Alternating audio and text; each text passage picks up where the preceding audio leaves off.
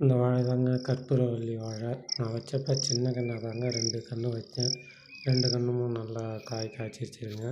நமக்கு தண்ணி வசதி கிடையாது. இருந்தாலும் இந்த போர் சர்வீஸ் உள்ளவங்க நம்ம வயல் வழியாக தாங்க எடுத்துகிட்டு போயிருக்காங்க. நம்ம வயல்லையும் ஒரு ஜாயின் போட்டாங்க. அந்த ஜாயினில் தண்ணி எப்பயுமே லீக் ஆகுங்க. சரி, லீக் ஆகிற தண்ணி வீணாகக்கூடாதுனாங்க 2 வாழைக்கன்று நட்டோம். இந்த 2 வாழையும் வெட்டியாச்சுங்க பாருங்கள். அது அந்த டைம் எல்லினோனால தண்ணி கூட அவங்க சரியாக விடல. அதனால் தண்ணி பற்றாக்குறைங்க. அதனால் இந்த டைம் எந்த ஒரு வாழையும் குலை தள்ளலை.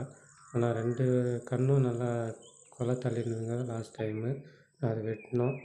8 சீப்பு மேலே இருந்ததுங்க ஒவ்வொரு தார்லேயும். இப்போ வாழையை நல்லா சைட்லலாம் சுத்தம் பண்ணி எரு வச்சிங்க. அப்புறம் அடி உரமும் கொஞ்சம் கொடுத்துருக்குங்க. அப்புறம் மாட்டு சாணம் போட்டிருங்க. மாட்டு சாணத்தில் நல்லா பச்சை சாணம் போட்டதை தண்ணியில் கரைச்சி அப்படியே ஊற்றி விட்டிங்கன்னா நல்லா மகசூல் வருங்க. எதுக்கு அப்படின்னா நாட்டு மக்கிய உரத்தை விட இதுமாரி மாட்டு சாணத்தை பச்சையாக போடும்போது அது தண்ணி கரைச்சி ஊற்றும்போது நல்லா அதிக வளர்ச்சி தெரியுங்க. வேறு எந்த உரமும் தேவை கிடையாது.